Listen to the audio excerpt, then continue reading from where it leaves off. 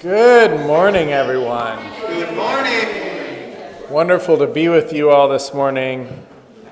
I'm the Reverend William Levewood. I'm the minister here at Accotink Unitarian Universalist Church. My pronouns are he and him.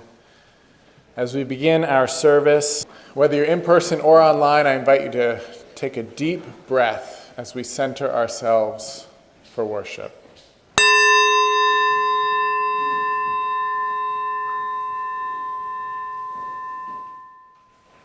We open and welcome to the ancestral people of this land, acknowledging that our church, like all of Burke, rests on the unceded territory of the Manahoac tribe of the Great Sioux Nation. We seek healing and the realization of justice with the people of this land who live on and their descendants, the present-day members of the Monacan Indian Nation, the Patawomeck Indian Tribe of Virginia, and the Piscataway Indian Nation. We honor the ancestors as we move toward healing so that all, together, shall one day know full justice. Well, a special good morning to you hardy souls who came through the rain to this service this morning. My husband decided to go on Zoom today because he just couldn't bring himself to get into the car. and welcome to those who are in chat as well. I'm Paulette Lichtman-Panzer, and I'm the worship associate for today. I hope you got a name tag or have put your name on your Zoom name tag.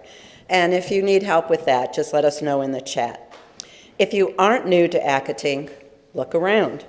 Do you see people you haven't met or haven't spoken to in a while?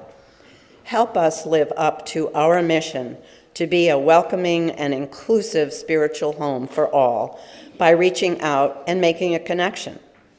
Whether you're a longtime member or a newcomer or something in between, we encourage you to stay for our social hour online and in person immediately after this service. So, here's your chance to say hi to those around you. We'll take a couple of minutes when you might ask each other, how has community helped you dismantle oppression? Or you might just talk about the weather. I invite you to rise in body or in spirit once again, this time to say our chalice lighting words. You'll see them on the screen there from our mission statement. Let's say them in unison. Together we care in community. Together we grow in spirit. Together we act for justice. So we've been exploring this month the theme of welcome with our Soul Matters themes and inclusion, though we've taken a few detours some of the weeks, but we're coming back to focus on welcome, or what we get from that deeper welcome of belonging. And I'm so happy that Reverend Patrice Curtis, who is the Transformational Interim Ministries Director with the UUA's Ministry and Faith Development team, is here to preach our sermon this morning.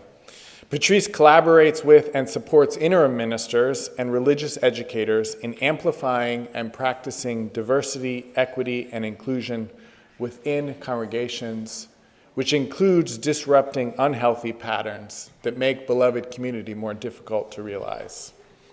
And Patrice, before serving in that role, also served in roles as transitional minister and as a settled minister in different congregations. So we're very lucky to have Patrice with us this morning.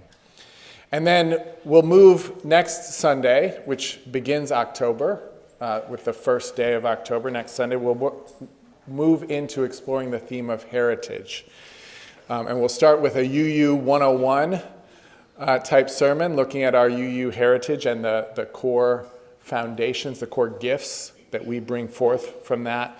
And then the next Sunday, we'll look at healing our heritage, both our collective heritage, but also our personal familial heritage.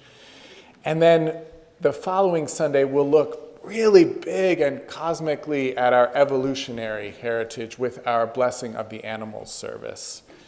And then we'll come back to Unitarian Universalism and specifically to this congregation with some reflections from members of this congregation, including founding member Shirley Lotz, talking about how this congregation came to be and what it means to us to have it here. So it gives you a little bit sense of what we're doing. Along those lines, this is our Soul Matters monthly themes that I'm sharing with you, the different ways that those will be explored in the future. We also have small groups that you can join, and we still have a little bit of space in our third Thursday small group for Soul Matters. So if you're interested in that, I see Liz Reed is here. You can talk with Liz. And our UU Writers group also has a few spaces as well. That's on the second Thursday. So those groups are filling up, but if you're interested, let us know so that we can get you on the list for those small groups. So today we're going to talk about belonging. Did you know there's a difference between belonging and fitting in? Did you guys know that? There's a difference. According to Brené Brown, fitting in is about assessing a situation and becoming who you need to be accepted. Belonging, on the other hand, doesn't require us to change who we are. It requires us to be who we are. I thought that was really interesting. So I wanted to share a story today about belonging and what that means. The book I chose highlights the importance of including others and being kind. It also helps children and maybe some adults learn how to make new friends and stand up for their values. A Little Spot of Belonging, written and illustrated by Diane Alber. Hi, I'm a little spot of belonging. Belonging is a feeling you get when you have a great friend, when you are a part of a group, or when you are a part of a community that supports you. It is also a feeling of confidence and loving who you are. Every human on this planet wants to feel like they belong, and we all have the power to help each other feel that way. You might already feel like you belong somewhere, like a family, a club, band, team, or school. There are so many places where you can belong. When you belong, you feel valued, safe, calm, and accepted. Those are amazing feelings. Did you know that you can help others feel like they belong too? You can do this by showing kindness. It's easy to show kindness. For example, you could ask someone to play, invite someone to a party, share your things, or lend a hand when someone needs help.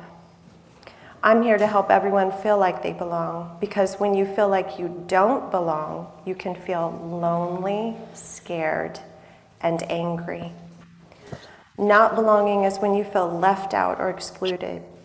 It's the feelings you get when you think that kids don't like you. That's why belonging needs to start with you first. It's important to like yourself, believe in yourself, and care for yourself. You are amazing. When you start to do that, making friends becomes a lot easier. I am important, I am kind, I am loving, I am brave. For example, confidence can show when you smile. Smiling can show someone that you are friendly.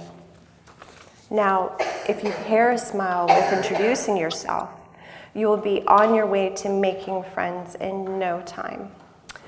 I like to use, hi, my name is. Conversations can be a little tricky sometimes because they require teamwork. Think of a conversation like a game of catch. Let's practice. What's your favorite food? I like pizza. I like pizza too. What's your favorite animal? I like dogs. I like cats.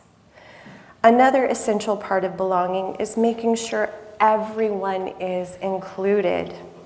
So if you see someone standing alone nearby, ask them to join you. Including others can make things more fun. It is also a great way to make new friends. Sometimes you might want to belong so badly that when you see a friend making a bad choice, you might feel the need to join in too. Instead of joining in, you should say something to stop it. Having the courage to stand up for what is right is the better choice. Stop, you're not being nice. I know we covered a lot, and there is still so much to learn. If we all practice being kind to ourselves and others, one day everyone in this world will feel like they belong.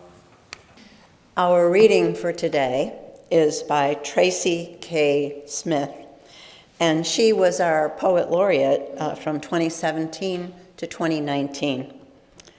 Refuge. Until I can understand why you fled, why you are willing to bleed, why you deserve what I must be willing to cede, let me imagine you are my mother in Montgomery, Alabama, walking to the campus rather than riding the bus. I know what they call you, what they try to convince you that you lack. I know your ankles, the sudden thunder of your laugh. Until I want to give you what I myself deserve, let me love you by loving her. Your sister in a camp in Turkey, 16, deserving of everything. Let her be my daughter, who has curled her neat hands into fists, insisting nothing is fair, and I have never loved her. Naomi, lips set in a scowl, young heart ransacking the cell, let me lend her passion to your sister and love her for her living rage, her need for more and now and all. Let me leap from sleep if her voice sounds out, afraid, from down the hall. I have seen men like your father walking up Harrison Street now that the days are getting longer. Let me love them as I love my own father, whom I phoned once from a valley in my life to say what I feared I'd never adequately said, voice choked, stalled, hearing the silence spread around us like weather. What would it cost me to say it now to a stranger's father, walking home to our separate lives together? Good morning, y'all. Good morning. 7 was my favorite number through young adulthood, in fact. I don't know why I liked 7 so much, but it turns out it is an historically popular number. Throughout history and across religions and spiritual practices, 7 has been revered as a sacred number, often associated with divine wisdom and cosmic order. We find there are 7 chakras, 7 days associated with God creating heaven and earth and then resting. In numerology, a spiritual belief in the mystical significance of numbers, 7 is often considered a number of introspection and wisdom and spiritual insight. Primarily in Theravada Buddhism, there are 7 factors of enlightenment, qualities of mind that the Buddhists said were essential to master on the path to awakening. Maybe 7 became important to me before I can consciously remember why. That is what happens as we grow up. We learn about what is important, what isn't important, what to fear, what to be comfortable with, what we are supposed to listen to, and what we ought to ignore. You may have noticed I used what.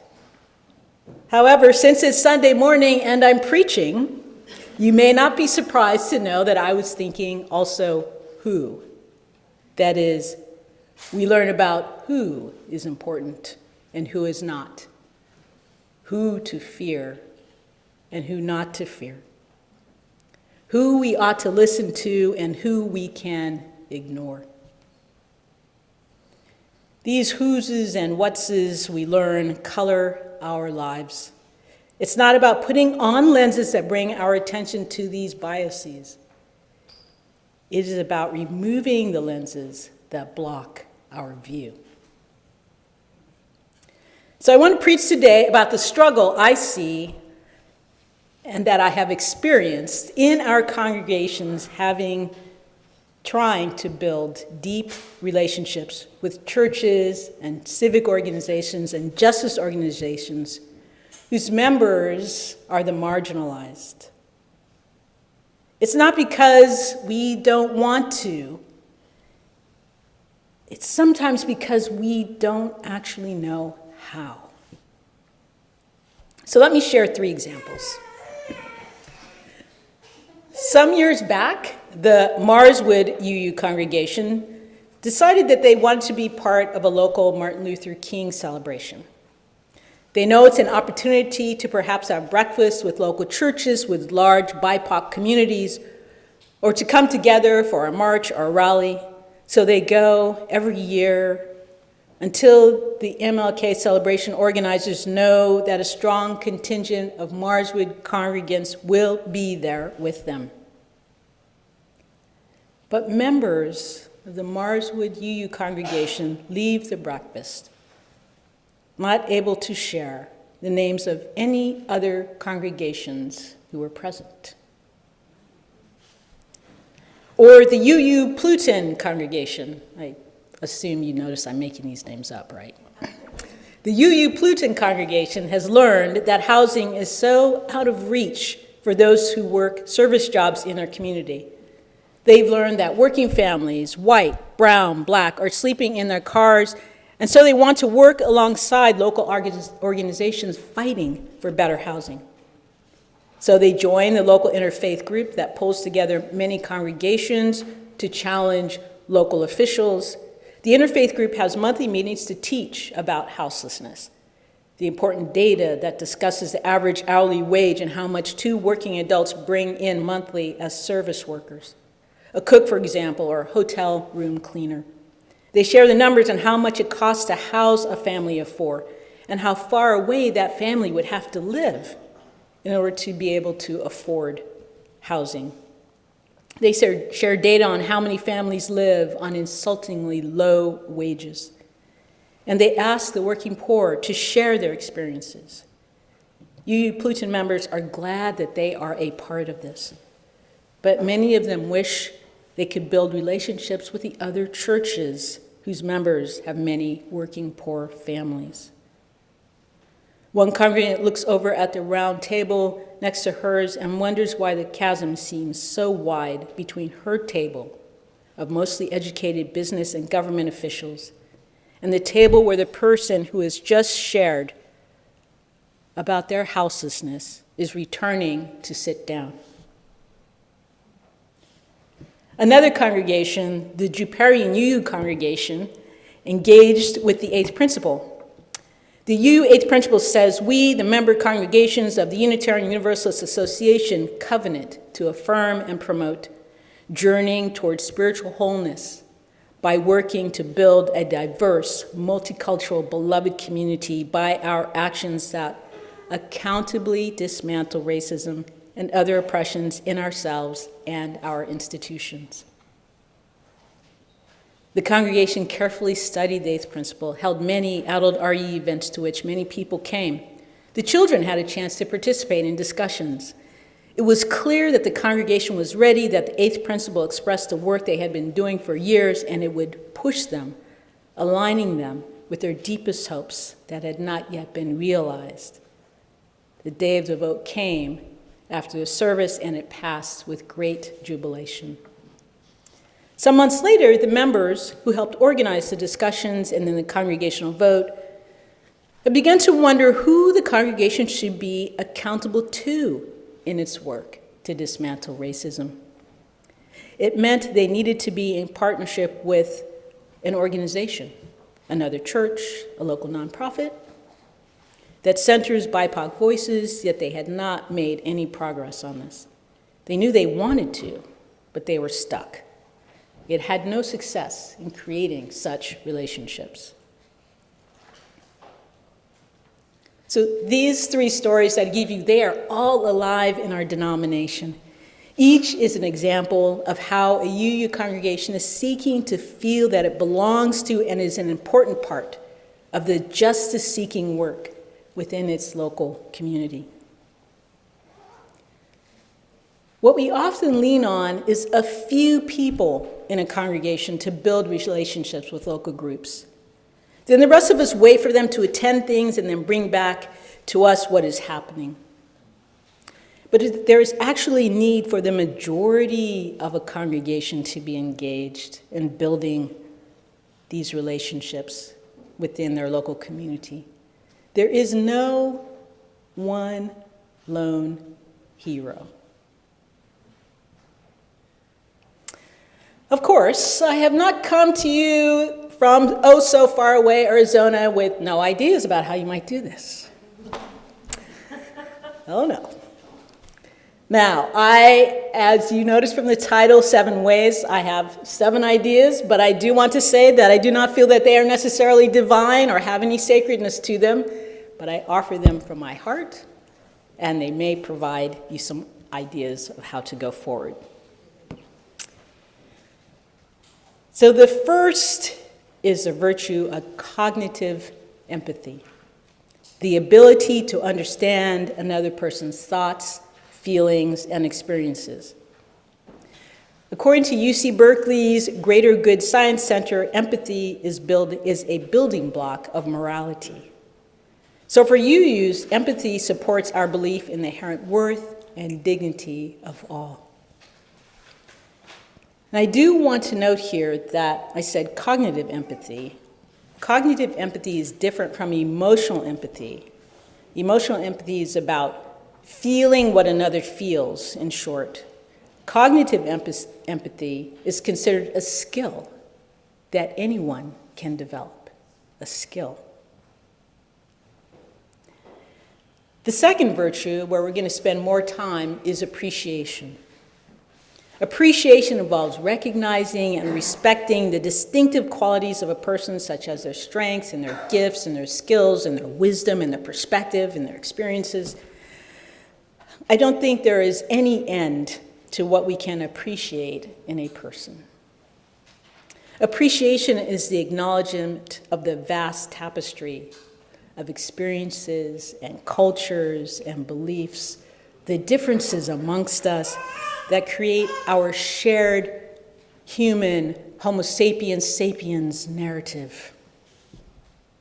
Appreciation means leaning in with humility, a willingness to follow rather than lead, to learn from another rather than thinking that we have all the answers. It's holy curiosity, listening with apt attention and non-judgment. In the justice work within a local community, organizations must have an appreciation for one another because we need everybody, the whole, to bring pressure on a system that we want to dismantle so that we can then build the system that we as Unitarian Universalists really want to see. There are no lone hero organizations either, though news organizations try to tell us something different.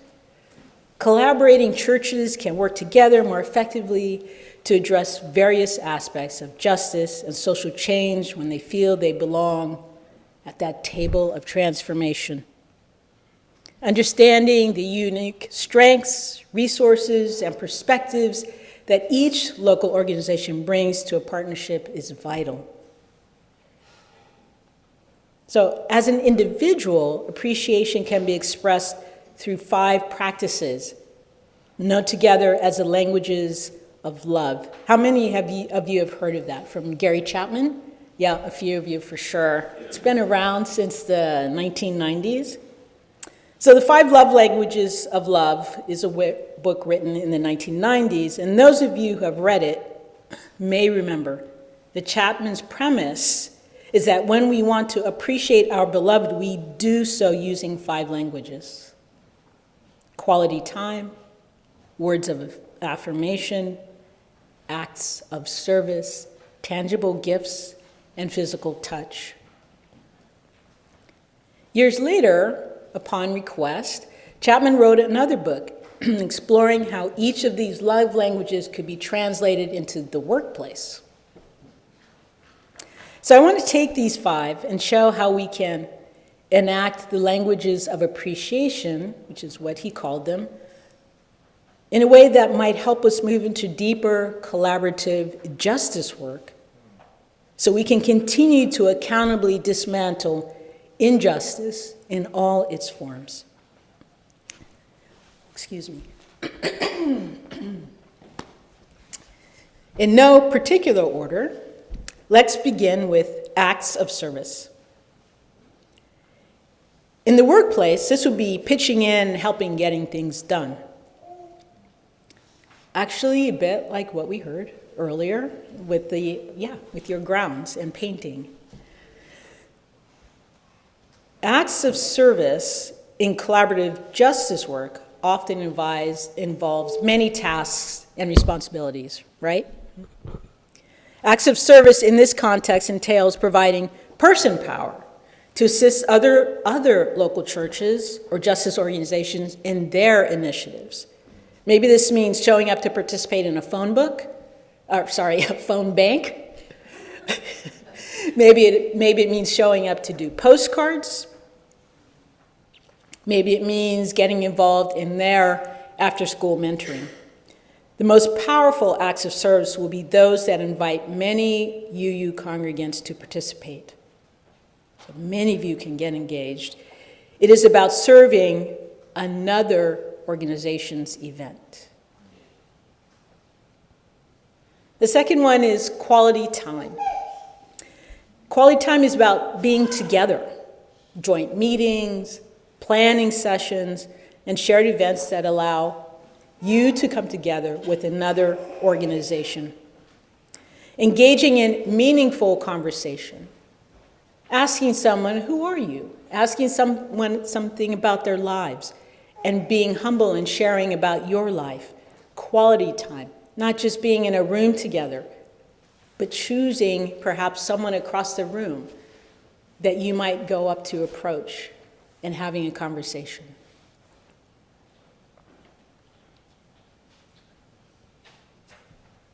Words of affirmation. When members of another congregation shared their experiences, say someone who is struggling with houselessness, they are offering a personal glimpse into their lives. They are being vulnerable in a society that does not encourage us to do that.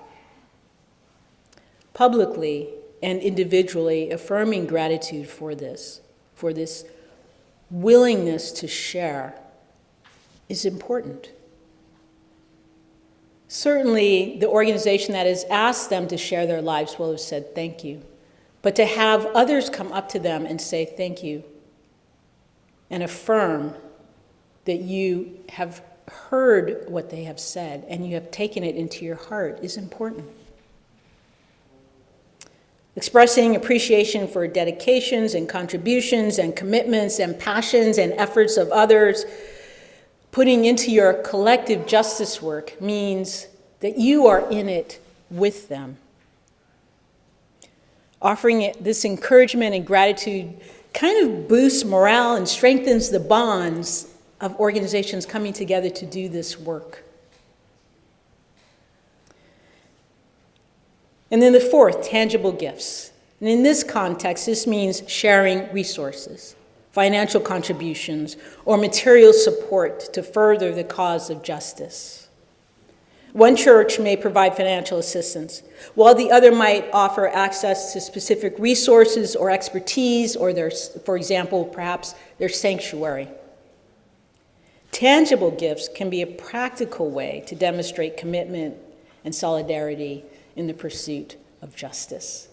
And other organizations, knowing that they can come to you and ask you for this kind of support, is really key to building those relationships. And then finally, physical touch. So for a few years, Gary Chapman tried to keep physical touch as part of something that could be done in the workplace. Appropriate, consensual, and he had such things as fist bumping or maybe handshaking or maybe a pat on the back or pat on the shoulder. He did this for a couple of years and then he realized it really just doesn't work. Physical touch is it is so important to have a relationship and be consensual to do it. So he dropped it. But I want to change it slightly, still using touch. I interpret touch in this instance as how often congregations are in touch with the organizations that they profess to want to work with. It does not always have to be formal. Don't wait for some other organization to call you all together for you to reach out to a justice group or to another church. Find a way to reach out and touch them by saying, "Hi, how are you doing? We're having this event. Would you like to join us? What's happening at your place that we could all come to? Can we create something together that would bring us together, that we might have fun and get to know one another?"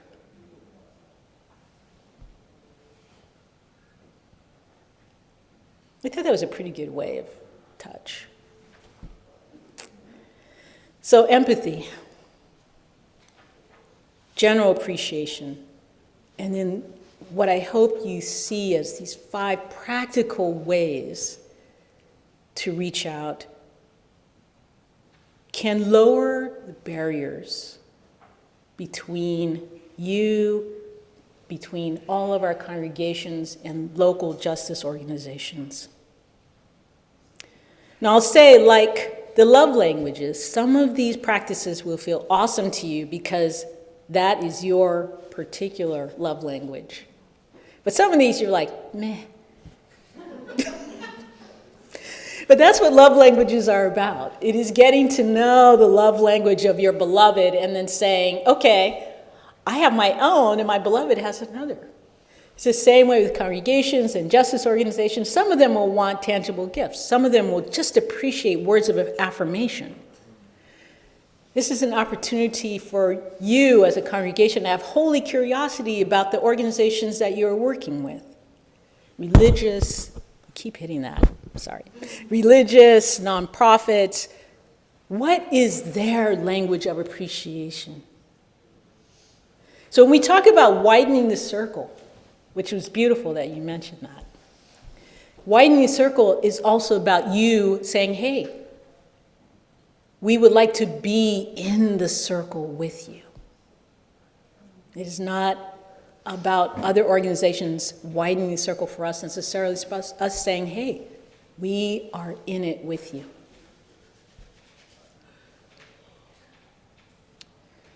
It's my father, Russell Curtis, was intellectually gifted, entered college at 15, an aerospace engineer with postgraduate studies in physics, who went on to found a mid-sized company that created supercomputer models for local and U.S. government organizations. He was also a Christian Methodist Episcopalian. Just like his parents and just like his mother's parents, I had a beautiful opportunity to attend the same small church where my grandmother and my great-grandparents attended in a small town in Kentucky. The sacred book of the CME Church is the Bible. And in the Bible, the number 7, I'm told, appears about 700 times. The Bible proclaims, for example, that God created the heavens and the earth in 6 days, and upon completion rested on the 7th day. This is, of course, Genesis. I asked my father on a visit during the pandemic how he squared Genesis with science. Parenthetically, I think one of the gifts of the pandemic is that it made us slow down and appreciate one another in new ways, and have conversations that may have been in the back of our minds for years, and this had been one of them. So I asked my dad, so what's with the 7 days? And he answered, we don't know how long a God year was. We don't know how long a God year was. And he had a little twinkle in his eye, and his lips had a little upturn. And I just let that go. Because in his retired years, my dad's local CME church, tiny as it was, became a very important place for him as a place of deep welcome and belonging. So I don't suggest today that the 2 virtues and 5 practices of appreciation I've shared with you are divine or sacred. But maybe they could lead us into creating beloved community, heaven on earth. Namaste. As we extinguish our chalice, I invite you to join me now in our community blessing with these words of David Bombao that we know so well. This church is dedicated to the proposition that behind all our differences and beneath all our diversity, there is a unity that makes us one and binds us forever together in spite of time, death, and the space between the stars. We pause now in silent witness to that unity. So now that we've gathered together in this welcoming and inclusive spiritual home, let us go out into the world, nourished, rejuvenated, and inspired to share our values.